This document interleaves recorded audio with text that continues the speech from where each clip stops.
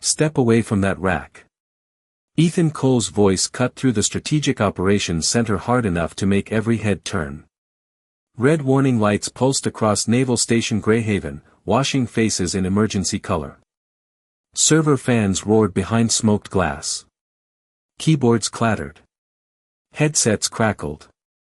A printer near the far wall kept spitting useless status reports into the tray, one after another, as if paper could save a command network that was falling apart in real time. On the largest screen, a countdown clock glowed above a frozen map of the eastern seaboard. 27 minutes. That was how long the base had before a joint readiness demonstration began for senior Navy leadership and officials from Washington already waiting in a secure conference wing. At the center console stood Ethan Cole, 29 years old, lead cyber specialist on base, clean-cut, sharp-eyed, and furious in the way young experts get furious when the room refuses to obey their training. His black fleece vest carried a bright security badge. His hands moved across glass panels and keyboards as if speed alone could restore control. And beside Rack 7 stood Walter Brennan. Walter was 82 years old, white-haired, narrow-shouldered, and still as an old fence post in winter. His faded brown jacket looked painfully out of place among tactical laptops and uniforms pressed clean enough to cut paper. He had no headset, no tablet, and no badge heavy enough to impress anyone. His visitor pass hung crooked from a blue lanyard. He was not watching the main screen. He was staring at one tiny amber light behind a smoked plastic cover at the far end of Rack 7. 3 quick flashes. 1 slow flash. A pause. Then again. Ethan pointed toward him. I said do not let him touch anything. A young security airman stepped toward Walter, uncertain, one hand raised but not yet touching the old man's sleeve. Sir, the airman said, Colonel Pierce cleared him to observe. Observe from the hallway, Ethan snapped. This is a live systems failure, not a museum tour.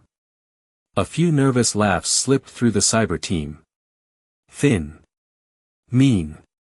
Quickly swallowed by another alarm. Walter did not answer.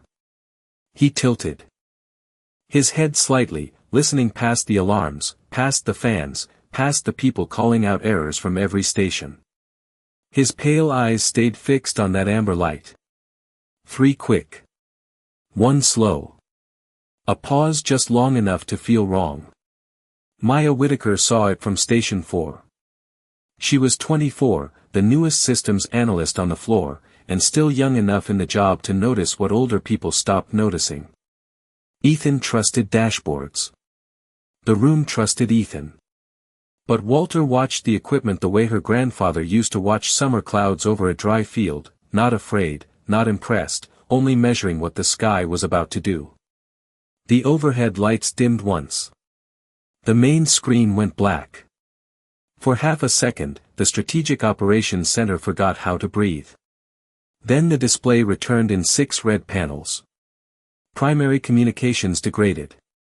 Secondary routing unstable. Identity verification loop detected. Emergency access queue stalled. Backup synchronization conflict.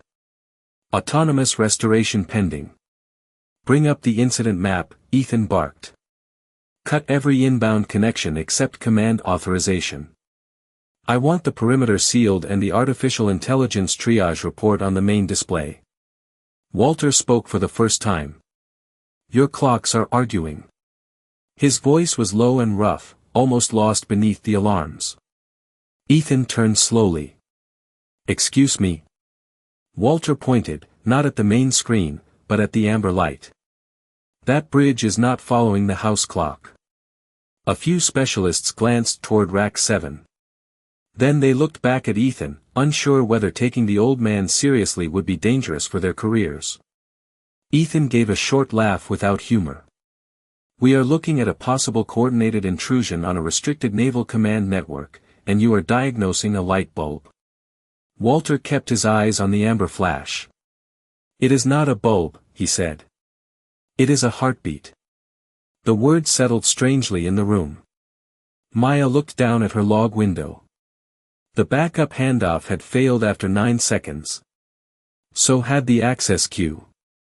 So had the identity verification loop. 3 separate failures, each collapsing inside the same rhythm. She checked another stream. 9 seconds. She looked back at the amber light. 3 quick flashes. 1 slow. A pause. Walter looked up at the cable tray above rack 7, then down at a gray module mounted beneath the timing bridge. Dust had gathered along its top edge.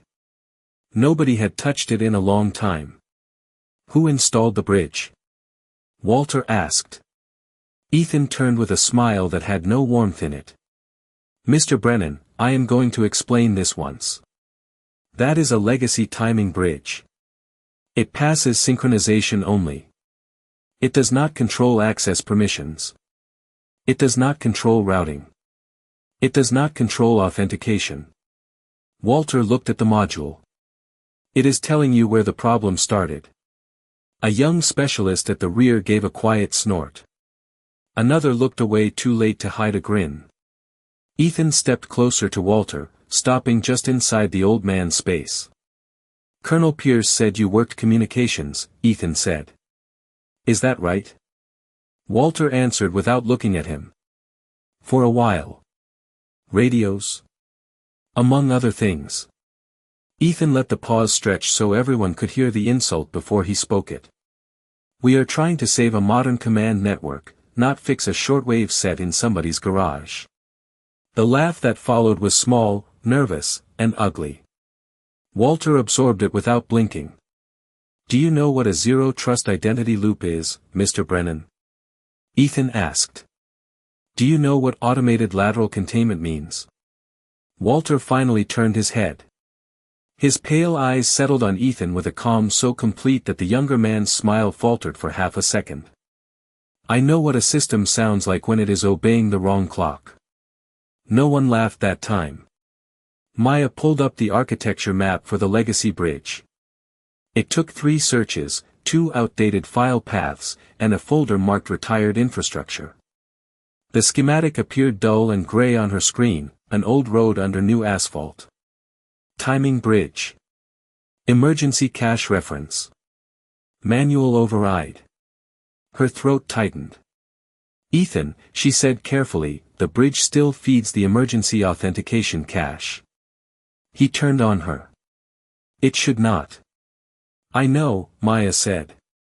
But it does. The room shifted. Not dramatically. Just shoulders, eyes, attention. The old man was no longer background noise. Ethan felt it and hated it. That cache is isolated. On paper, Walter said.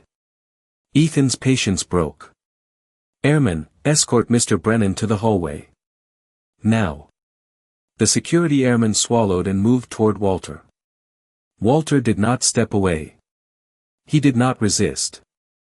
He only looked at the amber light and said, almost to himself, you are not being attacked from outside. Ethan's voice sharpened. Then what is happening? Walter's expression did not change. Your new system is asking permission from yesterday. And yesterday is answering. Ethan stared at him as if the old man had spoken in a dead language. That is poetic, Ethan said. It is also useless. He swung back toward the main console. Show me packet movement across the perimeter. Show me privilege escalation. Show me anything that looks like an outside hand. A specialist pulled up a fresh grid of traffic lines. Nothing obvious crossed the perimeter. Nothing moved the way Ethan needed it to move. The system was not acting like a burglar in the wire. It was acting like a locked building full of people using the wrong keys. Walter took one slow step closer to rack 7. The airman stiffened. Sir, the airman said quietly, I have orders. Walter stopped at once. Then stand where you are and look at it. Look at what? The pause after the 4th blink. Ethan slapped his palm on the console. Nobody is troubleshooting indicator lights while the command network is collapsing. Walter's face did not change. That indicator is tied to the timing bridge. The bridge is tied to failover. Failover is tied to authentication. Authentication is what is choking your network. Maya pushed the old schematic to her private workspace.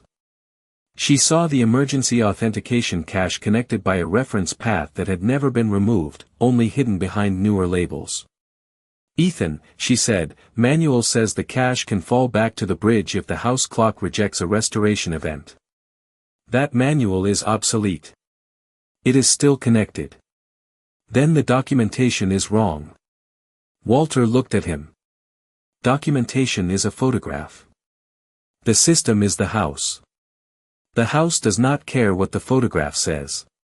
The countdown clicked to 21 minutes. A lower alarm sounded, almost mournful. Maya's screen filled with an amber banner. Emergency backup preparing autonomous command restoration. Walter saw the message reflected in her face before anyone read it aloud. His voice dropped. That is the one you do not want. Ethan looked at the banner. For the first time, his confidence did not arrive before his answer. He was 35 years old again, standing inside a communications compartment aboard a United States Navy support vessel in the North Atlantic, 47 years earlier. Outside, winter hammered the ship with freezing spray.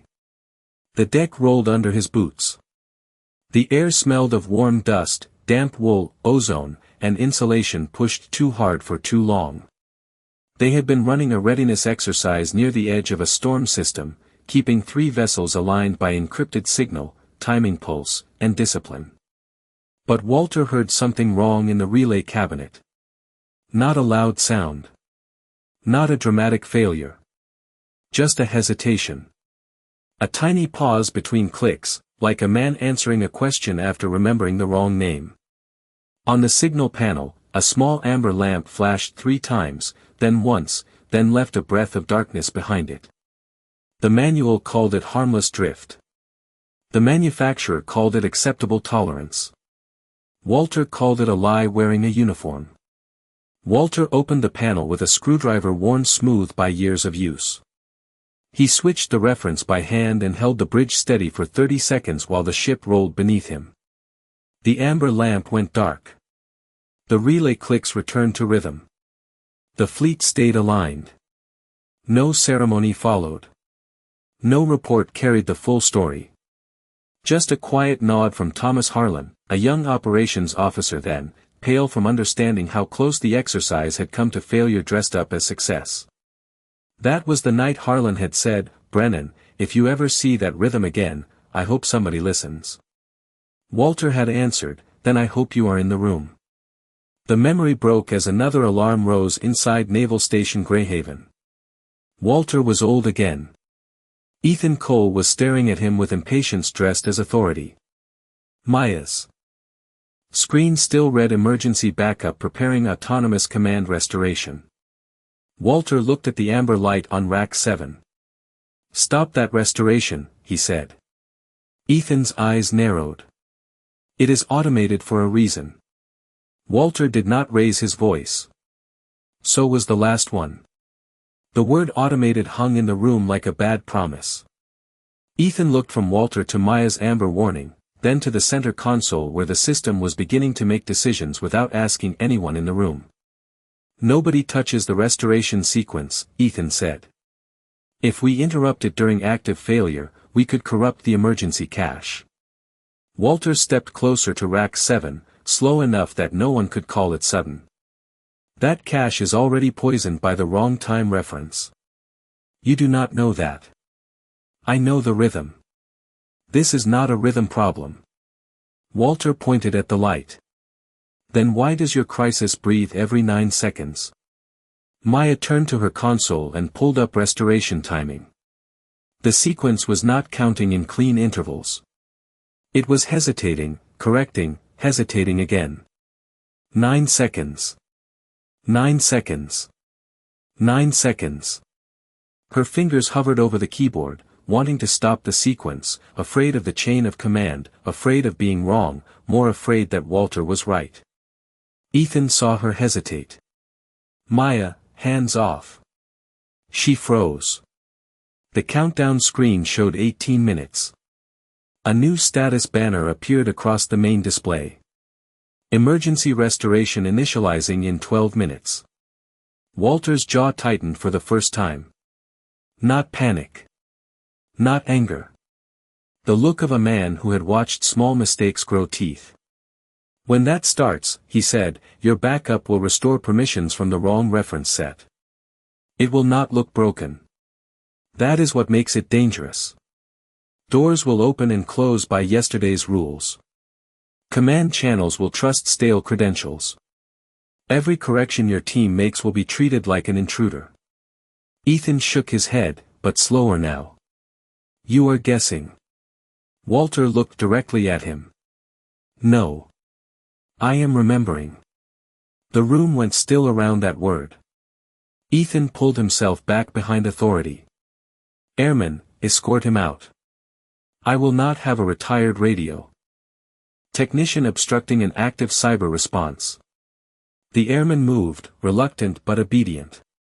His hand touched Walter's sleeve. At that exact moment, the amber light changed. 3 quick flashes became 2. Then one long glow. Maya's console chimed. Backup authority preloading legacy authentication table. Walter did not resist the airman. He only spoke, quiet and flat. You have 12 minutes before the backup system starts obeying yesterday's orders. The word spread through the room faster than any alarm.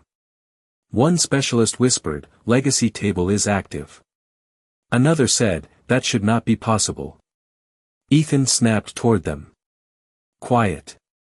But his voice no longer filled the room the way it had before. Maya made her choice. She copied the timing logs, the bridge schematic, the legacy table alert, and Walter's name into a secure message window. She did not send it to the help desk. She did not send it to the incident queue. She sent it to the office of Rear Admiral Thomas Harlan. Then she sat still, because looking calm was the only defense she had left. The secure window showed delivered. Then read.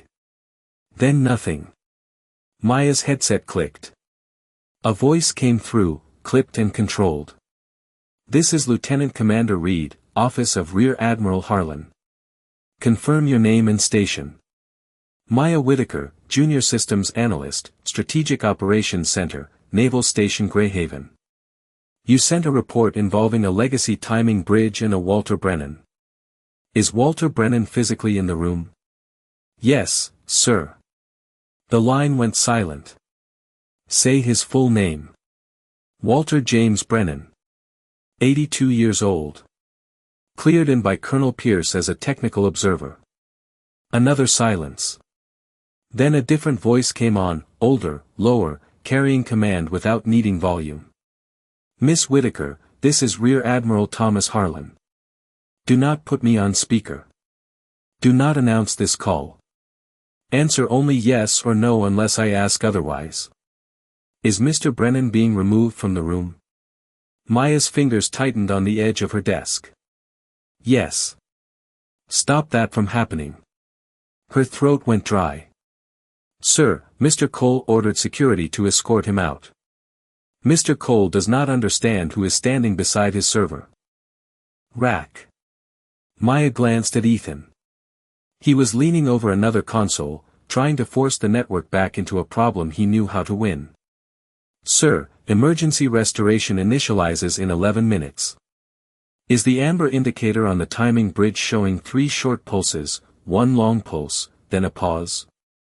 It was, sir. Now it changed to 1 long glow. Harlan answered instantly. Then Brennan is right. Miss Whitaker, Harlan said, keep him in that room. Whatever happens, do not let them remove him. I am on my way. The call ended. Maya stood. Ethan noticed immediately. Maya, why are you away from your station? She looked at the airman beside Walter. Her voice shook once, then steadied. Do not escort Mr. Brennan out. Ethan's head turned slowly. What did you just say? Rear Admiral Harlan's office has ordered that Mr. Brennan remain inside the Strategic Operations Center. The word struck like cold wine through an open hatch. Ethan stared at her, anger fighting confusion. You called outside my response chain. I sent the logs. Walter finally turned from the amber light. For the first time, he looked at Maya not as a junior analyst, but as someone who had chosen the truth while it was still dangerous to choose it. The countdown showed 10 minutes. The clean green display flickered once, and beneath it, for a fraction of a second, every warning came back red. Nobody moves on unverified outside interference, Ethan said. We follow the response plan. Maya answered quietly. The Admiral is the response plan now. Before Ethan could reply, the sealed doors at the rear of the Strategic Operations Center unlocked with a hard metallic click. 2 naval security officers stepped in first, not rushing, not shouting, simply clearing the doorway with the kind of precision that made conversation die on its own. Behind them came Rear Admiral Thomas Harlan. Everyone straightened. Even Ethan turned from the console as if pulled by a string. Admiral, Ethan began, we are managing a possible coordinated cyber event involving legacy contamination and unauthorized advisory input from an uncleared retiree. Harlan did not look at him. His eyes had already found Walter. Brennan near Rack 7. Harlan stopped 3 feet from Walter. Then, in front of Ethan, Maya, Colonel Pierce, the security airman, and every cyber specialist in the room, the Rear Admiral came to attention and saluted the old man. No one moved. No one laughed. Walter looked at the salute as if it belonged to someone who had died a long time ago. Then he returned it slowly. Not with ceremony. With memory. Harlan lowered his hand first. Senior Chief Brennan. Ethan's face changed. Senior Chief. Harlan finally turned toward him. Senior Chief Walter James Brennan, United States Navy, retired. Call sign Lantern 6. If he tells you that light is warning you, Mr. Cole, then the light is warning you. The words landed clean and final. A specialist at the back looked down at his shoes. The airman stepped away from Walter as if distance itself had become an apology. Ethan swallowed. Sir, his file did not show current systems clearance. His file does not show half of what he kept alive, Harlan said. Then he pointed to Maya's station. Put the legacy bridge schematic on the main display. Maya moved instantly. The green health screen vanished, replaced by the old system diagram. Dull gray lines crossed new architecture like bones beneath skin. Walter looked at it once. There, he said, pointing to a small node under the timing bridge. That reference is still tied to the emergency cache. Ethan said nothing.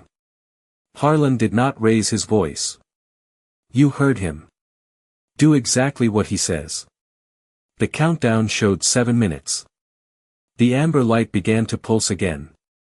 Walter stepped closer to Rack 7, and this time no one tried to stop him.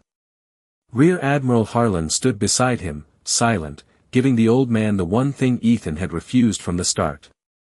Room to work. Maya, Walter said, open manual control for the timing bridge. Do not execute yet. Manual control is open. Mr. Cole, Walter said without turning, stop automated restoration on my mark. Ethan looked at the Admiral, then at Walter. Yes, Senior Chief. The title sounded strange coming from him, heavier than any apology. Walter reached into the inside pocket of his old brown jacket and pulled out a small leather tool roll, darkened by decades of oil, weather, and careful hands. He unfolded it on the edge of the equipment cart. A narrow flathead screwdriver. A small insulated probe. A worn continuity light no bigger than a fountain pen. And one brass timing key, its surface rubbed smooth by use.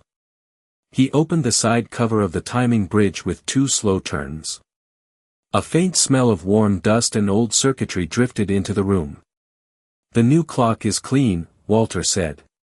The old bridge is loyal. That is the trouble. It is still honoring the last full reference it trusted. Maya read from her screen. Yesterday at 1600 hours. There it is. Walter touched the probe to a test point. The continuity light flickered in the same broken rhythm as the amber indicator. On my mark, Ethan. Stop restoration. Maya, hold manual sync for 30 seconds, then transfer reference to the house clock. Do not let the system choose for you. Ethan placed his hand over the command key. Maya prepared the transfer. Walter watched the amber light. 3 quick. 1 slow. Pause. Mark. Ethan stopped the restoration. Maya locked manual sync. Walter inserted the brass timing key, turned it 1/4 inch to the left, and held it there with 2 fingers that did not tremble. The continuity light steadied. The amber indicator blinked once, bright and clean. Then it went dark. Across the main display, red warnings collapsed one by one. Communications restored. Authentication stable. Emergency access normalized. Command network synchronized. On the countdown screen, 3 minutes remained. Ethan removed his headset and faced Walter. Whatever cleverness had once lived in his expression was gone, replaced by something quieter and more useful. Senior Chief Brennan, he said, I was wrong. I treated you like an obstacle. Walter rolled the tools back into the leather pouch. The system was wrong, he said. You just believed it too quickly. Ethan lowered his eyes. Yes, Senior Chief. Harlan looked across the room, letting the lesson settle. Technology remembers commands, he said. Men like him remember consequences. The readiness demonstration began on time. After the last feed. Stabilized, Harlan ordered the team to remain in place. Walter stood near the door, tool roll back inside his jacket, visitor badge still hanging crooked from his neck. He looked tired now in a way he had not allowed himself to look while the system was failing. Harlan walked to the center of the room. Before anyone writes an after-action report, the Admiral said, the record will be correct. Harlan turned toward Walter. 47 years ago, during a North Atlantic readiness exercise, a timing failure nearly compromised a fleet communications alignment. The official summary credited equipment resilience and command response. He paused. That summary was incomplete. Walter's eyes dropped to the floor. Harlan continued. Senior Chief Walter James Brennan identified the fault by recognizing the same amber rhythm this room nearly ignored today. He manually corrected the bridge and kept 3 vessels aligned. His name was left out because the incident was classified, inconvenient, and easier to describe without the man who saved it. Harlan looked at Colonel Pierce. Colonel, remove Mr. Brennan's visitor badge. Pierce stepped forward, gently unclipped the blue visitor lanyard from Walter's jacket, and handed it to Maya. Harlan reached into his folder and removed a new badge, white with a gold stripe across the bottom. Technical Authority Emeritus. Senior Chief Walter James Brennan. Lantern 6. Harlan pinned it to Walter's jacket himself. The badge is temporary until the archive office finishes the permanent credential, Harlan said. The record correction begins today. Maya saw Walter's hand move once toward the badge, then stop before touching it. Ethan stepped forward. Senior Chief, he said, his voice low enough that it did not perform for the room, I owe you an apology in front of everyone who heard me disrespect you. Walter looked at him. I already heard the first one. This one is for them, Ethan said. Ethan turned toward the team. I mocked him because he did not look like my idea of expertise. I trusted a dashboard over experience. I was wrong. If Maya had not sent the logs, and if Senior Chief Brennan had not stayed, this room would have made the failure worse. No one spoke. Then Walter said, learn from it. That is the only apology that lasts. Ethan nodded. Yes, Senior Chief. Maya stepped closer, holding the removed visitor badge. What should I do with this? Walter looked at the blue lanyard, then at the dark amber indicator on rack 7. Put it in the case with the bridge module when you retire it, he said. Let the next young expert see what almost kept me out of the room. Harlan looked at Maya. Make sure that happens. Yes, Admiral. Later that afternoon, a small brass plate was installed beneath rack 7. It was not large. It did not need to be. Lantern 6 timing bridge. Corrected under emergency conditions by Senior Chief Walter James Brennan, United States Navy, retired. Maya watched Walter read it. He did not smile at first. His fingers rested lightly against the leather tool roll inside his jacket. For decades, that roll had lived in garages, rented apartments, fishing cabins, and the bottom drawer of a workbench his late wife had once asked him to clean out. She used to say, Walter, one day somebody will need that old thing again. He always answered, I hope not. He wished she could have been there to see that she had been right and he had been useful one more time. Your wife would have liked that plate, the Admiral said softly. Walter kept his eyes on the brass. She would have said it was too small. For the first time, Harlan smiled. She would have been right. Walter gave a quiet breath that was almost a laugh. Then he reached up and adjusted the new badge on his jacket. Not proudly. Not dramatically. Just enough to make it sit straight. Walter walked back to rack 7 one last time. Ethan stepped aside without being asked. Maya stood behind him, watching the old man place one hand lightly on the side of the timing bridge. The amber light stayed dark. Walter nodded once. It did its duty, he said. Maya asked, and you? Walter looked at the rack for a long moment. Mine was to listen. He turned and walked toward the door. This time, no one tried to move him. This time, every person in the Strategic Operations Center stood. They simply rose as the old sailor passed, one by one, until the room that had laughed at him stood silent in respect. At the doorway, Walter stopped. He looked back at Ethan. Remember this, he said. New systems are still built by old lessons. Ethan nodded. I will. Walter's eyes moved to Maya. You heard the pause. Maya swallowed. You taught me to. Walter shook his head. No. The light did. I just made you brave enough to trust it. Then Senior Chief Walter James Brennan walked out of the Strategic Operations Center with his old leather tool roll in his pocket, his new badge straight on his jacket, and his name finally attached to the lesson he had carried for 47 years. Weeks later, visitors to Naval Station Greyhaven would pass a small display outside the operations wing.